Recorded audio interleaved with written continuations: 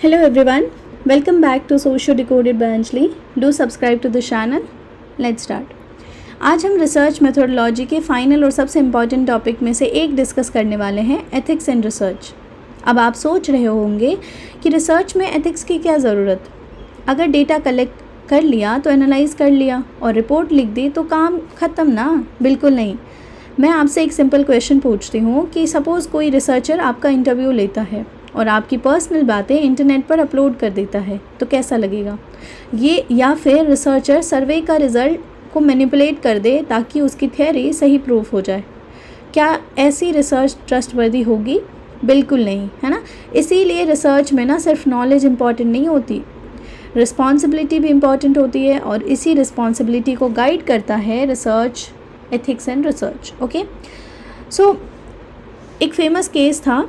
कुछ रिसर्चर ने पार्टिसिपेंट को एक्सपेरिमेंट का एक्चुअल पर्पस बताया ही नहीं। पार्टिसिपेंट को साइकोलॉजिकल स्ट्रेस हुआ। बाद में रिसर्च वर्ल्ड में ना बहुत क्रिटिसिज्म हुआ। तो रिसर्चर्स ने रियलाइज़ किया कि good research is not just about finding answers, it is also about protecting people. और इसी रियलाइजेशन से रिसर्च एथिक्स और ज़्यादा स्ट्रांग हुई। So let's understand the meaning of research ethics. सबसे पहले समझते हैं कि एथिक्स होता क्या है। रिसर्च एथिक्स का मतलब है कि रिसर्च करते वक्त मोरल प्रिंसिपल और रूल्स फॉलो करना।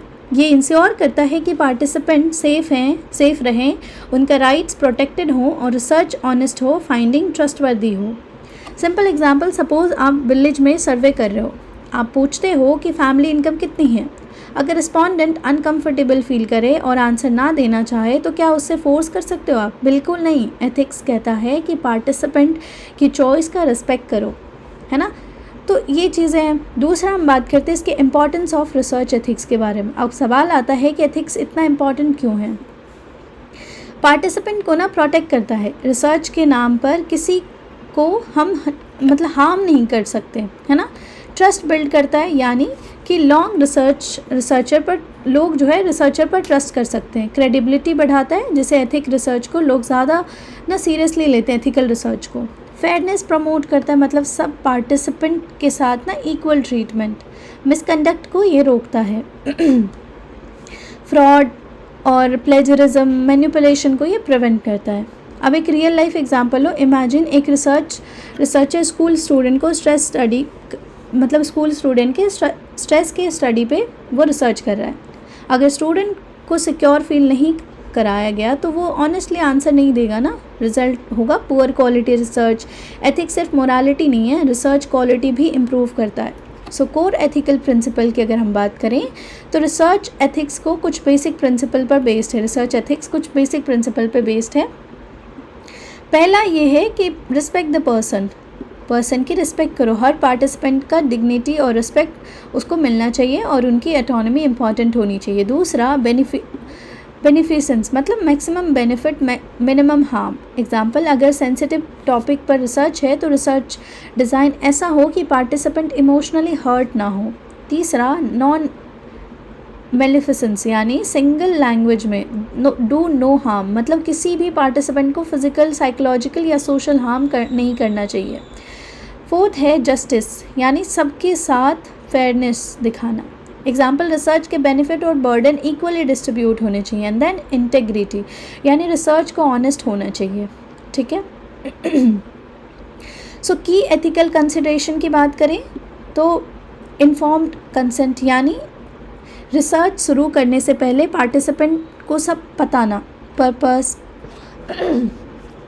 प्रोसीजर, रिस्क, बेनिफिट सब कुछ बताओ। फिर पार्टिसिपेंट वॉलंटरी अग्री करेंगे तो आप स्टार्ट करोगे। दूसरा कॉन्फिडेंशियलिटी, मतलब पार्टिसिपेंट की ना इन्फॉर्मेशन सीक्रेट रखना।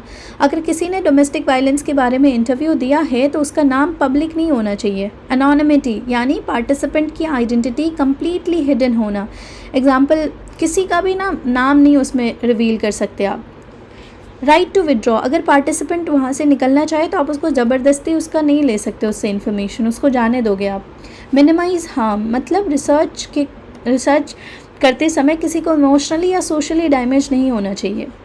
डीब्रीफिंग, यानी रिसर्च कंप्लीट होने के बाद पार्टिसिपेंट को इन्फॉर्मेशन देना कि देखो हम ये लिखने वाले हैं, आपको सब सही लग रहा है, वैसा। यूज़ ऑफ डिसेप्शन, यानी कि जब नेसेसरी हो, चीज़ें नेसेसरी हो वो यूज़ करो, हार्मलेस होनी चाहिए और पार्टिसिपेंट को आपको बताना होगा। फिर आता है कि एथिकल इशू इन रिसर्च। क्या क्या एथिकल इशू आ सकता है? पहला, लैक ऑफ इन्फॉर्म्ड कंसेंट, आपने कंसेंट ही नहीं लिया हो, ब्रीच कर देते हो कॉन्फिडेंशियलिटी, आप पहले बोलते हो कि मैं किसी को नहीं बताऊंगा या बताऊंगी और फिर बाद में आप उस चीज़ को यूज़ करते हो। फैब्रिकेशन मतलब फेक डेटा बनाना। फॉल्सिफिकेशन यानी डेटा को मॉडिफाई कर देना। प्लेजरिज्म यानी कि आप जो है दूसरों के वर्क कॉपी करना, फिर उसका क्रेडिट आप खुद लेते हो। एग्जाम्पल, इंटरनेट से पैराग्राफ कॉपी करके अपना बता देना। ठीक है। कोएर्जन यानी फोर्स या प्रेशर यूज़ करना। ठीक है। एग्जाम्पल, टीचर बोले रिसर्च में पार्टिसिपेट नहीं किया तो मार्क्स काट लूँगा, तो आप अनएथिकल, ये अनएथिकल है ना। रिसर्च में मतलब ऐसा चीज़ कि मतलब टीचर ने कोई रिसर्च कर रहे हैं और स्टूडेंट को धमकी दे रहे हैं कि तुम्हें पार्टिसिपेट करना होगा, अगर नहीं किए तो मेरे सब्जेक्ट में तुम्हारे नंबर काट दूंगा, ये भी गलत है। कॉन्फ्लिक्ट ऑफ इंटरेस्ट मतलब पर्सनल बिलीफ बेनिफिट रिसर्च को इन्फ्लुएंस करे, ऐसा नहीं होना चाहिए, है ना। एक्सप्लॉयटेशन नहीं करनी चाहिए वनरेबल ग्रुप्स के, और मिसयूज़ मत करना डेटा और रिजल्ट का। अब बात करते हैं हम कि रिस्पॉन्सिबिलिटीज़ ऑफ रिसर्चर्स के क्या होने चाहिए। एथिकल गाइडलाइन फॉलो करना, परमिशन लेना, ऑनेस्ट रहना, पार्टिसिपेंट को प्रोटेक्ट करना, एक्यूरेट रिपोर्टिंग करना, सोर्स को एक्नॉलेज करना और प्लेजरिज्म अवॉइड करना। ठीक है। एथिकल अप्रूवल एंड रिव्यूज़ की बात करें तो आपने सुना होगा कि एथिक कमेटी होती है, IRB मतलब इंस्टीट्यूशनल रिव्यू बोर्ड। ये क्या करते हैं, इनका क्या काम है? तो बेसिकली रिसर्च स्टार्ट होने से पहले ना प्रपोजल रिव्यू करते हैं, चेक करते हैं पार्टिसिपेंट सेफ़ हैं, प्रोसीजर एथिकल है, रिस्क एक्सेप्टेबल है। ठीक है। अप्रूवल मिलने के बाद ही स्टडी स्टार्ट होती है। एग्जाम्पल, जैसे हॉस्पिटल में पेशेंट पर रिसर्च करनी है, विदाउट एथिक्स के अप्रूवल आप नहीं कर सकते, है ना। अब बात करते हैं ethics in different research methods. Her methods में ना एथिक्स का रोल अलग होता है। क्वांटिटेटिव रिसर्च की बात करें तो सर्वे डेटा सिक्योर रखना, कंसेंट लेना, प्राइवेसी मेंटेन करना, ये है एथिक्स इसमें। क्वालिटेटिव में पार्टिसिपेंट के स्टोरीज़ को एक्यूरेटली रिप्रेजेंट करना, और फील्ड रिसर्च में लोकल कल्चर और ट्रेडिशन का रिस्पेक्ट करना, और अगर आप ऑनलाइन रिसर्च कर रहे हो तो डिजिटल प्राइवेसी को प्रोटेक्ट करना। एग्जांपल, इंस्टाग्राम कमेंट यूज़ कर रहे हो, मतलब रिसर्च में कंसेंट और प्राइवेसी का ध्यान नहीं रख रहे हो, ये सारी। कंसिक्वेंसेस क्या होता है अनएथिकल रिसर्च का? कि आपका ट्रस्ट आप खो देते हो, पार्टिसिपेंट को हार्म हो सकता है उस चीज़ से, लीगल एक्शन भी हो सकती है, रिसर्च रिजेक्ट भी हो सकता है आपका, और रेप्यूटेशन डिस्ट्रॉय भी हो सकता है आपका, है ना।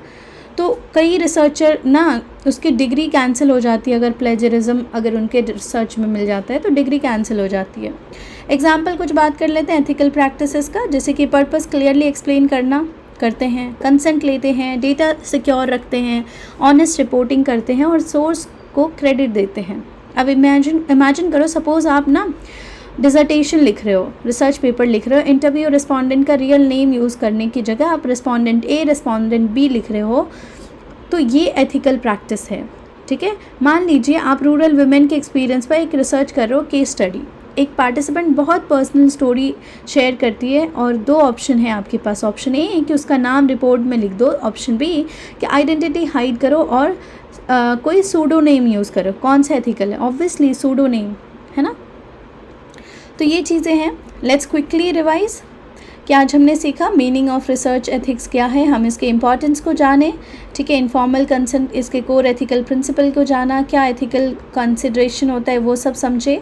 ठीक है। फिर एथिकल इश्यूज़ को पढ़ा, रिस्पॉन्सिबिलिटी क्या होनी चाहिए रिसर्चर का, एथिकल अप्रूवल एंड रिव्यूज़ कैसे मिलता है। ठीक है। एथिक्स कैसे डिफरेंट रिसर्च मेथड में डिफरेंट एथिक्स होते हैं। कंसिक्वेंसेस क्या होगा अगर आप अनएथिकल रहे, तो कुछ एग्जांपल्स भी हमने देखा। सो इफ़ वी कंक्लूड, तो रिसर्च सिर्फ ना नॉलेज प्रोड्यूस करने का प्रोसेस नहीं है, रिसर्च एक रिस्पॉन्सिबिलिटी है। अगर रिसर्च साइंटिफिकली स्ट्रॉन्ग हो लेकिन एथिकली रॉन्ग हो तो उसकी वैल्यू बहुत कम हो जाती है। इसीलिए हर रिसर्चर को याद रखना चाहिए कि not everything that can be researched should be researched without ethics. So final thought, a good researcher is not remembered only for the discoveries they make, but also for the respect and the honesty with which they make them. So thank you everyone. If you like this lecture, do subscribe to the channel. Till then, keep learning. Thank you so much.